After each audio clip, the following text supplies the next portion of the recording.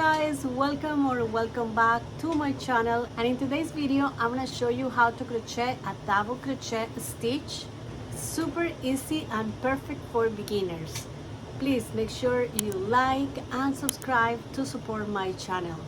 Let's get started. To do double crochet stitch, this is what we do.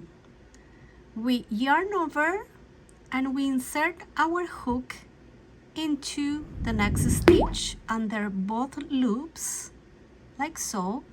We yarn over and pull through. Now we have 1, 2, 3 loops in our hook, and now we're going to yarn over and pull through 2 loops.